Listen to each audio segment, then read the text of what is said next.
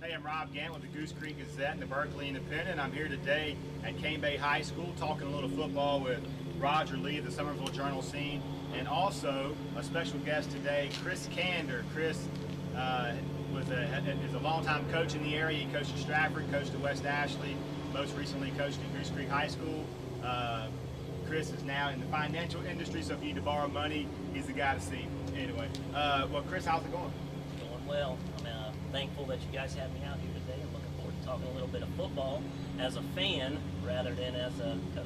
Yeah, it's a little different for you. How's it been to go around and see some of these jamborees and stuff? Great. You know, it's less stressful, I'll promise you that, and it's an opportunity to just watch the game that I've loved since I was a kid and just enjoy the game rather than worrying about what type of product you're going to put on the field or, you know, how you're going to be during the upcoming season. Definitely. Well, you know, it's week 0. It's really hot, but everybody's excited for the start of the football season. Roger, how do you feel about week 0? Your slate of games coming up. Tell me a little bit about them. Yeah, it's going to right from the start. It's going to be some exciting football. A lot of people are getting excited about some games that are going to be played here and some games going to be played in other states. So you got Somerville hosting a Saturday game. They moved that kickoff to 5 o'clock to try to get. They're hosting Cedar Grove out of Atlanta, Georgia, and you know, they want to give that team play a chance to get back before it's too awfully late after that game. But you know, that's going to be a tough contest for the Wade. Cedar Grove has a receiver, Jordan Hasselwood. He's a UGA commit, go Dogs, and one of the top receivers in the nation is what I hear. So you know, it's going to be interesting to see how the Wade defense handles him. And the Cedar Grove has lost some players from last year, but they're one of those programs that's going to have some playmakers.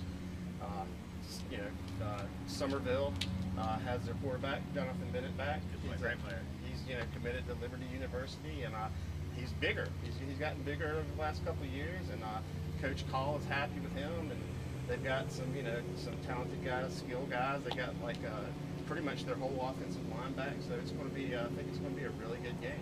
I like those because it's kind of an us versus them situation. It's like the Low Country versus the Georgia teams. You know, I know you coached in some of those. Real quick, we'll get back to you and your slate. Week 0, it's a different beast because it's always early. You've coached in some of those games. Kind of tell us about week 0, what it's like for you as the coach and the player. It is tough, and it's definitely gotten tougher over the years because of the lack of 2-a-days and 3-a-days that you could have. You know, when I first started in the mid-90s, and so now you're trying to prepare a team in 3 weeks with really practicing 3 hours a day, and it is very, very tough to get ready for a week 0 football game. So Somerville has its hands full. Okay, going back to you, what else you got? Fort Dorchester is going down to the Brunswick, Georgia area to face Glenn Academy. Another us versus them. Another us versus them. Another program that's made some noise in the past. They made it to the, I think it was the semifinals last year. They won their region last year. You know, they've got some playmakers. Fort Dorchester looked really good in the Dorchester County Showdown this past weekend. They pretty much ruled the field and didn't let a team score on them. But I think, you know, when you have to do it for 4 whole quarters against the same team, you know, that team's going to figure some of that stuff out that you're doing. So I think it's going to be a good contest that, you know, a lot of people won't get to see. But you know, the day of social media, I'm sure you can find some footage of that on their website or whatnot. But it's going to be a good game. Let me tell you, Chris texted me the other night about Fort Dorchester. You were there, you saw it. What were your thoughts on Fort Dorchester? From the 2 jamborees that I've attended, I definitely thought they were probably the most talented football team that I saw, just overall. And you know, they have playmakers. They're big up front on both sides of the ball, and I think they'll have another outstanding football season. They'll have a chance to win a lot of football games this year, that's for sure. That's what I've heard. You know, people thought that Fort might be down because they've lost some stars, but you know what? From what I understand, they're going to be pretty good. They're going to be pretty good again. All right, Raj, what else? Well, let me ask you, Chris. I mean, everybody's talking about, you know, they lost to Perion Joyner. Everybody knows who he is, what a great quarterback he is. I'm sure you've been in that spot. How do you handle losing your top guy? Well, I mean, you know, he is a special player, obviously. He might be once-in-a-lifetime player, you know, similar to an A.J. Green. You know, you are fortunate that you had the opportunity to coach him, but in the end, football is a team sport, and And when you win big games, you're going to win as a team. It's usually never as an individual. They will definitely not be able to replace him. That's for sure. You don't replace a talent like that. The young man that's going to, take over for him, Sapp, I believe, right? Right. He is impressive. I got to watch him play last year. He got to play a lot of football because Fort was ahead of most teams at halftime, so he got to play almost a half of football every week. And a very talented kid, and may become as talented as DeCarrion was, but they will find a way to win a lot of football games this year, I'm sure, with the talent they have around the entire program. So. Okay. The other really final game in the Dorchester County area that we're watching is involves your former team. Ashley Ridge is hosting Goose Creek. Ashley Ridge has their quarterback back, a junior. A lot of noise about him. He's a good quarterback. They've got the running back back. They've got some secondary players who know what they're doing back there because they've been tested. And Goose Creek, you probably know more about Goose Creek than I do. I just know that they have a new coach, and that Coach Walker at Ashley Ridge is expecting them to do things a little different than you did. So, what do you want to talk to us about that? I tell you what, I've seen Goose Creek in a couple of jamborees this year, and what I've noticed is, first thing I noticed is they played with a lot of effort on defense in these scrimmages. They've kind of changed things up a little bit offensively. They're going to more of a throwing it every down type of situation. It looked like to me. So that's a work in progress. No matter where you're at, you change from running the ball every down to throwing it every down. That's a little bit of a work in progress. I've seen Goose Creek. I've been impressed with their effort on defense, and the offense will come around as they get more reps. Should be, I look for Coach Winstead to do a pretty good job with them, especially as the season goes along. Anything else? No. I mean, I think I'll yield to you guys on that game. Ashley Ridge is going to look a lot like they did last year. Hopefully, they're hoping a little bit better. Take it away, Rob. If I can interject here, Yeah, sure. I am impressed with Ashley Ridge. I thought they were big. I thought they have, they have nice size.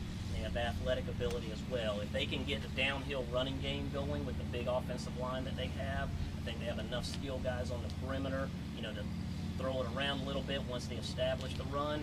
And then defensively, they look really good. Just probably the best defensively I've seen them look since I've been playing them. And I expect big things from them. The coaching staff's over there excited about it, I think, and I look forward to them making some noise in the low country as well. I think they're going to be a solid football team this year, that's for sure. Well, speaking of making noise, we haven't talked a whole lot about Berkeley County yet. We'll jump on that right now. I'll get a couple of games out of the way. Berkeley travels over to Stahl. I feel like that's a game at Berkeley. It's just so much better than Stahl that'll go the Stag way very easily. Also, Cross is, I think, traveling to Burke. Cross is, lost some people over since last year, lost a lot of kids, but they're used to winning games out there. I think Cross and Burke, I think that's kind of another one you can predict. Maybe Cross will win. Don't want to leave this one out since we're at Cane Bay.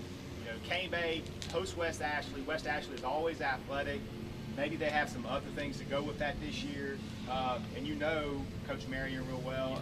Talk about the West Ashley Cane Bay matchup. I think it's going to be the matchup of the week in the low country, that's for sure. Barring the Georgia teams coming down and all that, that's going to be great. But just for low country football, West Ashley, at Cane Bay is going to be a great football game. You got the running attack at Cane Bay. They're consistent. They do what they do. Right. They're going to do the same thing over and over and over and see if you can stop it.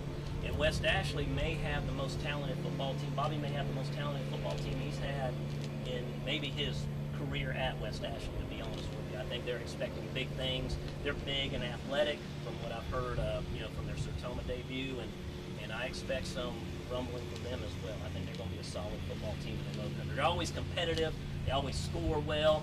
It's going to be how can they play defense? Can their defense, hold up against everybody? Are they good enough on that side of the ball? Offensively, Bobby usually will find a way to scheme and find a way to put some points on the board, that's for sure. Not to put you on the spot, but kind of if you had to pick a winner in that game, who would you pick? Well, flip a coin.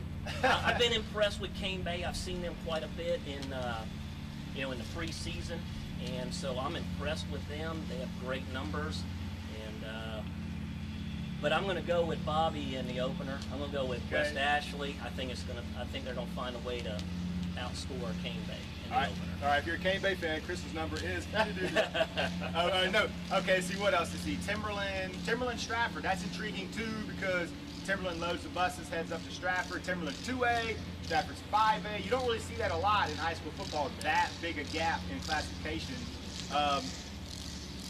I don't know. How do you see that game? That is an intriguing football game because you have the athletic Timberland, football team, always athletic, great football town, great football players. Just those kids can play football. And you got Stratford with a change, but not really a change. Denny's been there a long time, so it's going to stay kind of consistent with what I think they were doing. They expected to improve this year. They had a lot of guys coming back.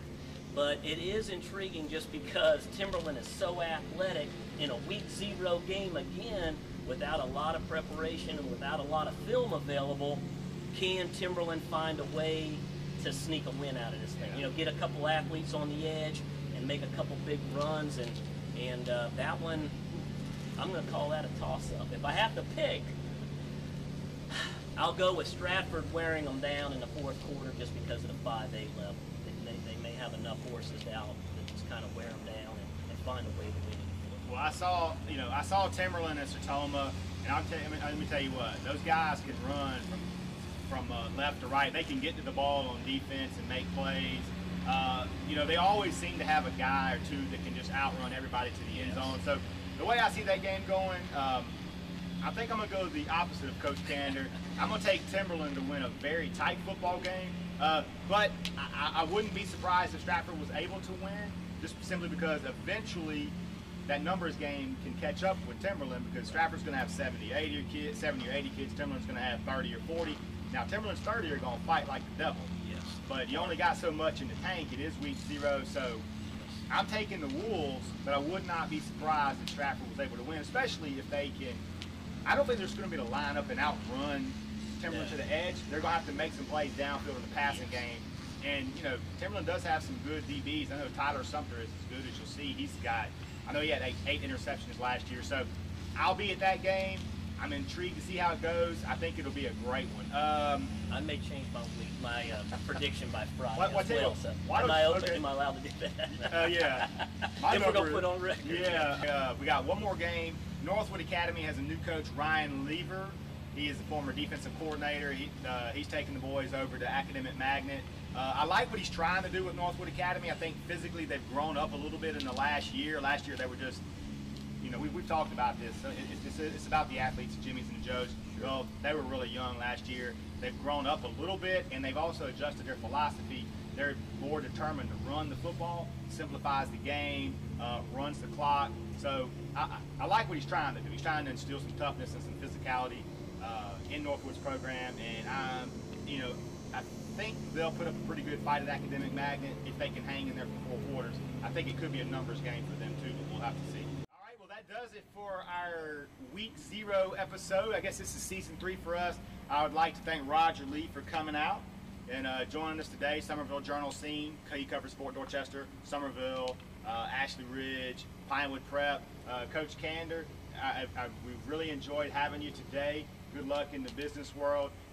Cane Bay High School, thanks for letting us trespass. Thanks to the maintenance men for giving us a little bit of room to work here. We've really enjoyed it. Guys, it's week 0. Go ahead and put your jerseys on and get out to those football fields on Friday night. We'll see you around.